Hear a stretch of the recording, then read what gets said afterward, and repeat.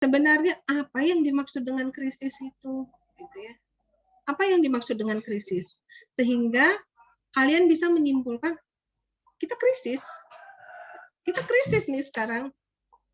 Ada nggak yang bisa bantu yang dua mahasiswa? Apa itu krisis? Kalian selalu bilang, aku lagi krisis nih. Coba Yuli, apa itu krisis Yuli? Masalah, Bu, masalah yang harus segera diselesaikan agar tidak terdampak panjang oleh situasi. Ya, masalah sesuatu yang tidak berdampak panjang oleh sesuatu yang terjadi ya. Mungkin oke. Nah, sekarang Ibu mulai nih ya. Apa tuh krisis gitu ya. Nah, di sini kan dikatakannya apa itu krisis? Coba kalian bisa lihat sama-sama pendapat dari Michael sama Judy ya. Apa itu? Kira-kira bisa dipahami apa yang dimaksud dengan krisis? Tadi kan pada bilang tuh krisis tuh ini gitu. Nah, ya karena Bu Nada tuh ambil satu pendapat di sini. Nah, salah satunya seperti yang saya katakan tadi bahwasanya krisis itu tidak akan kita ambil yang terkecilnya itu tidak akan jauh dari suatu perusahaan, ya. Nah, di sini kan dikatakan bahwasanya situasi yang membuat satu perusahaan menjadi subjek pembicaraan. Nah, misalnya ini kan dikatakan pembicaraan kalangan luas yang memiliki potensi untuk tidak disukai, mendapat perhatian berbagai media nasional maupun internasional, berbagai kelompok lain. Nah, ini yang terkait ya. Kemudian yang karena suatu alasan tertentu memiliki ketertarikan terhadap segala kegiatan yang dilakukan oleh perusahaan. Nah, ini adalah satu situasi yang dihadapi oleh satu perusahaan. Nah, tadi saya nanya, Oja.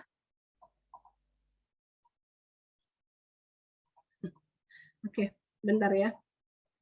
Terputus tadi. Ini masih bisa dengar suara saya ya? Masih, ya? Bu.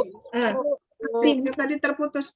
Nah, jadi artinya ini di dalam satu perusahaan. Nah, kalau kita bicara tadi tentang Indonesia,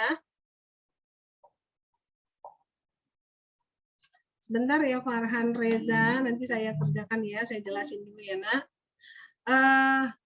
Artinya gini, kalau ini adalah skup yang kecil, yang saya tanya tadi krisis yang berada di skup yang besar, ya, di mana dinyatakan bahwasanya Indonesia ini seperti apa? Apakah kita masuk ke dalam ranah krisis? Nah, kalau kita lihat dengan apa yang disampaikan oleh Michael dan Judy di sini, bahwasanya bicaranya segala sesuatu tentang wabah ya, tentang pandemi itu nasional dan internasional. Nah, jadi artinya kalau secara komunikasi dan krisisnya, iya, krisisnya di mana? Komunikasinya benar, bahwasanya sudah terjadi komunikasi yang bersifat nasional dan internasional, tidak lagi lokal gitu ya. Nah, krisis itu salah satunya adalah adanya informasi-informasi yang terkait itu. Yang dikatakan terkait dengan misalnya karyawan, kemudian terkait dengan politik, kemudian terkait dengan ekonomi, dengan pemerintahan, semua. Jadi wabah yang ada sekarang itu pandemi itu merupakan satu krisis. Kita bisa lihat satu hal, masalahnya itu adalah pandemi. Ya, pandemi COVID-19, tapi dampaknya, efeknya itu semua kena. Ya, itu semua kena. Artinya apa? Ke ekonomi, ke politik. Kita bisa lihat seperti apa. Semua negara yang terpapar akibat pandemi ini semua morat-marit. Kita lihat negara mana sih sekarang? Negara seperti adik kuasanya Amerika saja pun kalang kabut. Bahkan ada informasi saya baca dari media bahwasanya Cina ya, Cina kembali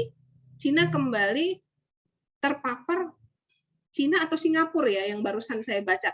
Cina atau Singapura itu kembali terpapar COVID-19.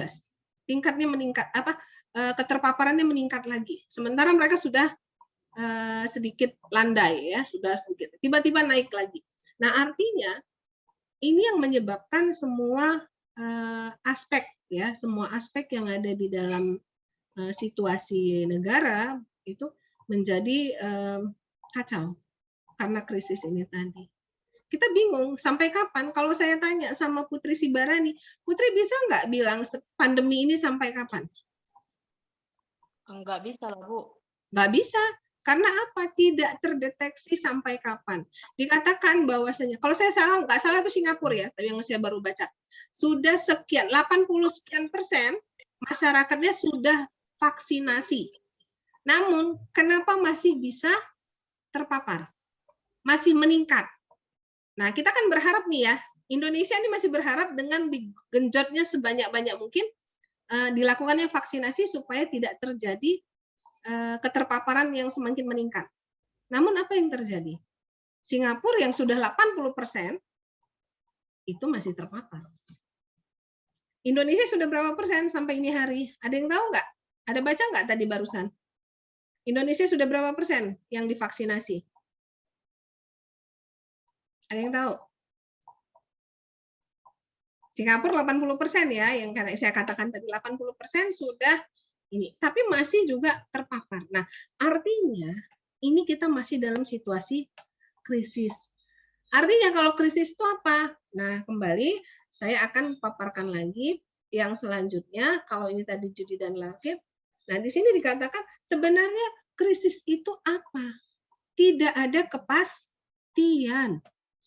Nah, krisis itu tidak ada kepastian. Makanya tadi saya tanya sama Putri Sibarani, kamu bisa nggak menentukan kalau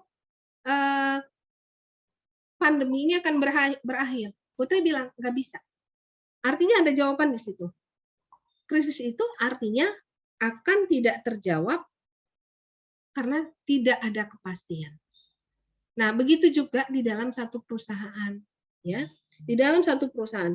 Jadi di sini dikatakan juga krisis adalah situasi yang menempatkan perusahaan sebagai subjek pembicaraan kalangan luas yang memiliki potensi tidak disukai. Maka dari rumusan tersebut kita dapat semakin menyadari bahwa krisis pada umumnya dilihat sebagai suatu situasi kejadian yang negatif sehingga memiliki implikasi negatif pada organisasi. Nah, jadi kalau kita lihat, kalau itu tadi cerita organisasi, kita lihat Indonesia, kita bisa lihat bagaimana Ibu Sri Mulyani menyatakan sama kita, ini akan terjadi hal-hal yang lebih parah. Akan terjadi hal-hal krisis yang akan muncul ke depan. Nah, itu artinya apa? Beliau sudah membaca ada hal yang bisa diprediksi. Ya. Nah, krisis itu nggak muncul tiba-tiba. Krisis itu tidak langsung ada krisis. Nah, kayak kita juga kan tidak langsung berdampak ya. Tahun berapa itu kemarin dimulai dengan pandemi, sebelum pandemi COVID-19 masuk ke Indonesia tahun berapa? 2020, Bu. Maret 2020, Bu. Kan bulannya, Bu. Bulan 3. Bulan Maret, Bu. Nah, tuh. Di situ kita belum rese gitu, belum heboh karena situasinya masih nyaman-nyaman aja, belum pada pakai masker, masih merasa ini.